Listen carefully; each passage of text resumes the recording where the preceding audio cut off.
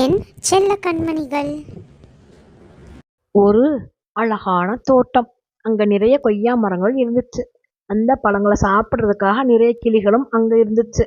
கொஞ்ச நாள் கழிச்சு கிளி கூட்டங்கள்லாம் ஒரு பெரிய மாந்தோப்பை கண்டுபிடிச்சு எல்லா கிளிகளும் அங்க போயிருச்சு. அதுல ஒரு கிளி கொஞ்சம் ஒரு கொய்யா மரத்தோட பெஸ்ட் ஃப்ரெண்டா இருந்துச்சு. இப்ப அது அதோட அம்மா கிட்ட கேட்டுச்சு. கிளியம்மா, நாம முன்னாடி இருந்தோம்னு தோட்டம், அங்க என் தோழி கொய்யா மரம் ஒண்ணு இருக்கு. அதாமே பாத்துட்டு வரேன் கிளியம்மா. கிளிக்குஞ்சே, அந்த கொய்யா தோட்டம் ரொம்ப தூரத்துல இருக்கு. அதனால நீ கவனமா போயிட்டு சீக்கிரமா இருட்டதுக்குள்ள வந்துடணும். சரி கிளியம்மா, நான் இருட்டதுக்குள்ள வந்துடுவேன். சரி போவோம். நாம ரொம்ப தூரம் வந்துட்டோம். கொஞ்ச நேரம் இந்த மரத்துல இருந்துட்டு போவோம். என்ன கிளியே, நீ ரொம்ப தூரத்துல இருந்து வரிയോ? ஆமா குருவியே, நான் மாந்தோப்புல இருந்து வரேன். இங்க என்னது மாந்தோப்புலையா? அங்க இருந்தா இங்க வரேன். இப்ப நீ எங்க போகணும்? குருவியே, நான் கொய்யா தோட்டத்துக்கு போகணும். கிளியே, கொய்யா தோட்டமா? அது இன்னும் ரொம்ப தூரம் போகணுமே. அங்க இருக்கிற மாந்தோப்பை விட்டுட்டு எதுக்கு இவ்வளவு தூரத்துல இருக்கிற கொய்யா தோட்டத்தை தேடி வர? குருவியே, நாங்க முன்னாடி இருந்த கொய்யா தோட்டத்துல ஒரு கொய்யா மரம் இருக்கு. அதுதான் நானும் தோழி. இந்த கொய்யா மரத்தை எனக்கு ரொம்ப பிடிக்கும். அது எனக்கு ரொம்ப தித்திப்பான கொய்யா பழங்களை தரும். அதுக்கு முன்னாடி எனக்கு 3 விடுகதையை போடும்.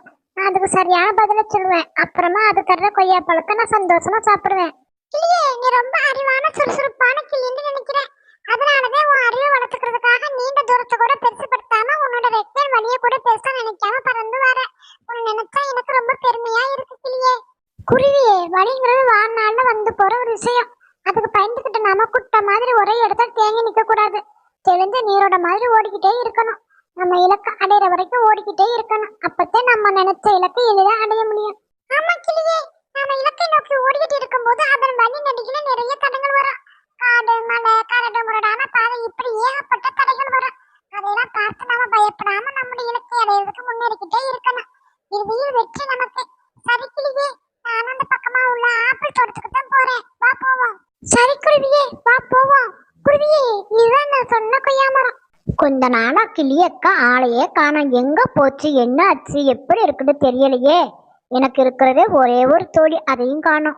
கிக்கி கிக்கி கிக்கி, கொய்யா மரமே, என்ன செய்றீங்க, எப்படி இருக்கீங்க? அட கிளியக்காவா, வா வா, உன்னத்தான் தினமும் நினைச்சுக்கிட்டு இருக்கிறேன். நீ வந்துட்ட. என்ன கொஞ்ச நாளா இந்த பக்கம் ஆளையே காணோம். இந்த குருவி யாரு, உன்னோட புது தோழியா? சரி வாங்க வாங்க, 2 பேரும் வந்து உட்காருங்க. ஆமா கொய்யா மரமே, இந்த குருவி என்னோட புது தோழி. நான் வர்ற வழியில கிடைச்ச அன்பு தோழி. கொய்யா மரமே, என் குடும்பத்தார்கள்லாம் புதுசா ஒரு மாந்தப்ப கண்டுபிடிச்சு எல்லாரையும் அங்க கூட்டிக்கிட்டு போயிட்டாங்க. அது ரொம்ப தூரம். அது அடிக்கடி வர முடியல. இருந்தாலும் நீங்க தர்ற கொய்யா பழத்தை சாப்பிடுற சந்தோஷம் அந்த மாம்பழத்துல இல்ல. ஏன் கிளியே, இந்த மாம்பழம் உனக்கு தித்திப்பா இல்லையா? கொய்யா மரமே, மாம்பழம்லாம் தித்திப்பா தான் இருக்கு. நீங்க தர்ற கொய்யா பழத்தை சாப்பிடுற சந்தோஷம் அந்த மாம்பழத்துல இல்ல. என்ன கிளியே, ஏன் இப்படி என்ன குழப்புற? மாம்பழம் தித்திப்பா தான் இருக்குன்னு சொல்ற, அப்புறம் ஏன் அதை சாப்பிடுறதுல சந்தோஷம் இல்லைன்னு சொல்ற? எனக்கு ஒண்ணுமே புரியல கிளியே. சொல்றது நீ கொஞ்சம் தெளிவா சொல்லு. கொய்யா மரமே, நீங்க எனக்கு கொய்யா பழம் சாப்பிட தர்றதுக்கு முன்னாடி ஒரு கண்டிஷன் போடுவீங்க. அது என்ன கண்டிஷன் சொல்லுங்க பார்ப்போம். கண்டிஷனா? என்ன கண்டிஷன்? உனக்கு 3 விடுகதையை போடுவேன், நீ அதுக்கு பதில சொல்லுவ. அப்புறம் நான் உனக்கு கொய்யா பழத்தை தருவேன், நீயே அதை சந்தோஷமா சாப்பிடுவ. அப்பாட கொய்யா மரமே, இப்பவாது உங்களுக்கு ஞாபகம் வந்துச்சு. சரி கொய்யா மரமே, இப்ப நீங்க விடுகதை கேளுங்க, நான் பதில சொல்றேன். சரி சரி, கேக்குறேன், நீ தயாராயிக்க. இவ அழகாவே இருக்க மாட்டா, யார் முன்னாலேயும் வரமாட்டா. 4 பேர் கூடி இருக்கிற சபையில இவ முன்னாடி வந்தா அவ்வளவுதான், அங்க பெரிய சண்டையே வந்துடும். ஆனா இவ இல்லாட்டா இருக்க இடமாவே இருக்காது. ஓடி ஓடி உழைப்பா. என்னதான் அவ உழைச்சாலும் அவளை யாருமே மதிக்க மாட்டாங்க. அதனால ஒரு ஓரமா ஓடி போய் ஒளிஞ்சுக்கிடுவா. ஆனா யாருக்காச்சும் அதிகமா கோபம் வந்தா போதும், அந்த நேரம் அவ நினைப்பு வரும். அப்ப அவளை பேரை சொல்லி கூப்பிடுவாங்க. அவ்வளவுதான். அப்புறம் அந்த இடத்துல அடிபுடிதே.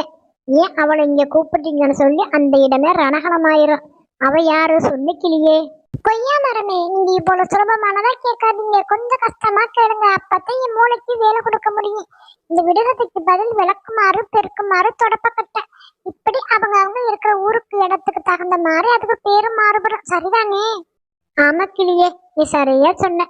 கோடி கோடி ரூபாய் போட்டு வீடு கட்டினாலும் ஒரு 100 ரூபாய் தொடப்பம் வச்சு வீடை சுத்தம் பண்ணாட்டா அந்த வீட்டுக்கு எந்த ஒரு மதிப்பும் இருக்காது. அது மாதிரிதான் நாமளும் எவ்வளவு செல்வ செழிப்போட பேரோட புகழோட வாழ்ந்தாலும் நம்ம மனசை நல்ல செயலால சுத்தம் பண்ணாட்டா அதுவும் குப்பை நிறைந்த இடமாத்தான் இருக்கும். இதுக்கு மேல நான் விளக்கம் சொல்ல தேவையில்லை கிளியே, உனக்கு நல்லா புரிஞ்சிருக்கும்னு நினைக்கிறேன். என்ன கொய்யா மரமே, இது கூட எனக்கு புரியாதா என்ன? எனக்கு நல்லாவே நல்லாவே புரிஞ்சது. நம்ம மனசை எப்பவுமே தூய்மையா வச்சுக்கிறணும்.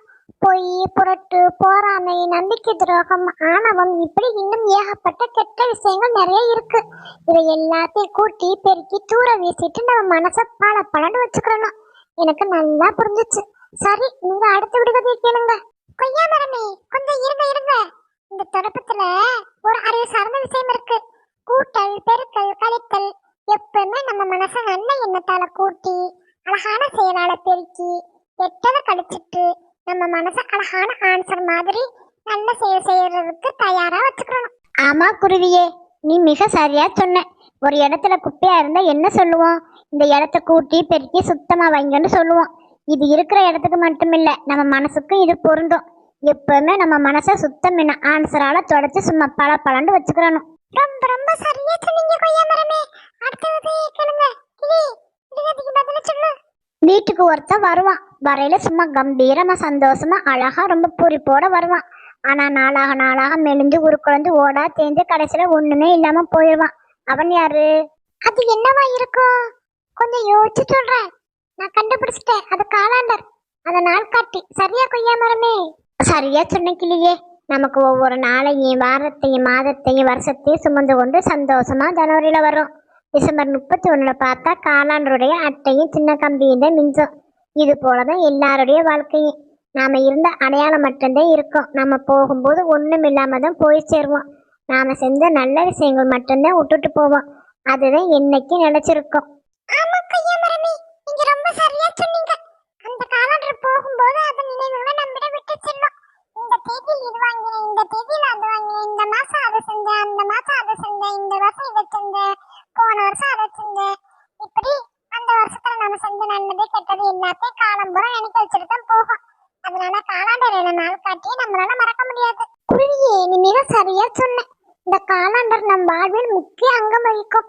இப்ப ஒருத்தர் வீட்டுல விசேஷம் என்றாலும் முதல்ல காலாண்டரை தான் கையில் எடுப்பாங்க. அதன் பிறகுதான் அடுத்த விஷயமே பேச ஆரம்பிப்பாங்க. அதனால காலாண்டரை நினைக்காதவங்களே இருக்க முடியாது. காலாண்டர் இல்லாத இடங்களும் இருக்காது. எவ்வளவு நவீனமான சாதனங்கள் வந்தாலும் காலாண்டரின் மதிப்பே தனி. ஆமா கிளியே, நீ சொல்றது உண்மைதான். சரி, அடுத்த விடுதலையை கேட்கிறேன். ஒரு கோடீஸ்வரர் வீட்டு விசேஷம். லட்சமா செலவழிக்கிறாங்க. சமையல்லாம் சும்மா தடபுடலா சமைக்கிறாங்க. பெரிய பெரிய VIP எல்லாம் வராங்க. இப்ப எல்லாரும் சாப்பாட்டுக்கு வந்து உட்காந்துட்டாங்க. ஆனா அந்த இடத்துக்கு ஏழையான ஒருத்தன் வரணும். அவன் வந்தாத்தான் எல்லாரும் சாப்பிட முடியும். ஆனா அவன் வரல. அந்த ஏழையானவன் வரலன்னு எல்லாருக்கும் கோபம் வந்துருச்சு. அதனால எல்லாரும் சாப்பிடாம எந்திரிச்சு போயிட்டாங்க. அவன் யாரு சொல்லு கிளியே? கொய்யா மரமே, கொஞ்சம் கஷ்டமா கேளுங்கன்னு சொன்னேன். அதுக்கு இவ்வளவு கஷ்டமாவா கேட்பீங்க? இந்த உலகத்துல ஏழைக்கு அவ்வளவு மதிப்பா? கேட்கவே ரொம்ப சந்தோஷமா இருக்கு. இப்படி ஏழைங்களை மதிக்கிறவங்க இருந்தா போதுமே, இறைவனை சந்தோஷப்படுவானே. கிளியே, இதுவும் ஒரு நாளைக்கு கண்டிப்பாக நடக்கும். ஏழைகளின் சிரிப்பில் இறைவனை காணலாம் என்பது உண்மையாகும். இப்ப என்னுடைய விடுதலைக்கு விடைய சொல்லு. கொய்யா மரமே, சொல்றேன். என்னவா இருக்கும்? இதுவா இருக்குமோ, அதுவா இருக்குமோ? கண்டுபிடிச்சிட்டேன். உப்பு தானே அது. ஆமா கிளியே, நீ சரியா சொன்ன. லட்சமா விலை உயர்ந்த பொருட்களை வாங்கி சமைச்சாலும் ஒரு 10 ரூபா உப்பு இல்லாட்டா அந்த லட்சத்துக்கே அங்க மதிப்பு இல்லாம போயிடும். அப்புறம் உப்பு இல்லாத பண்டம் குப்பையில என்பது உண்மையாயிரும். எளிமையா இருக்கிற உப்பின் விலை கம்மிதான். ஆனா அதன் குணம் விலை மதிக்க முடியாதது. ஆமா கிளியே, இதுல இன்னொரு விஷயம் இருக்கு. உப்பிட்டவரை உள்ளளவும் நினை என்பார்கள். நமக்கு எங்க இருந்து யாருக்கிட்ட இருந்து ஒரு சின்ன உதவி கிடைச்சாலும் அதை வாழ்நாள் பூரா மறக்க கூடாது. அவங்களுக்காக, அவர்களின் நலனுக்காக இறைவன்கிட்ட பிரார்த்தனை பண்ணணும். அவங்கள எந்த சூழ்நிலையிலும் மறக்க கூடாது. அட குருவியே, என்னை விட நீ ரொம்ப அறிவாளியா இருப்ப போல. அதை நினைக்கும் போது எனக்கு ரொம்ப சந்தோஷமா இருக்கு. கிளியே, இறைவன் படைத்த உயிரினத்துல எல்லாவற்றுக்குமே அறிவு கொடுத்தது இங்க அனுப்பப்படுது. ஒரு குட்டியான இரும்புல இருந்து அவ்வளவு பெரிய யானை வரைக்கும்.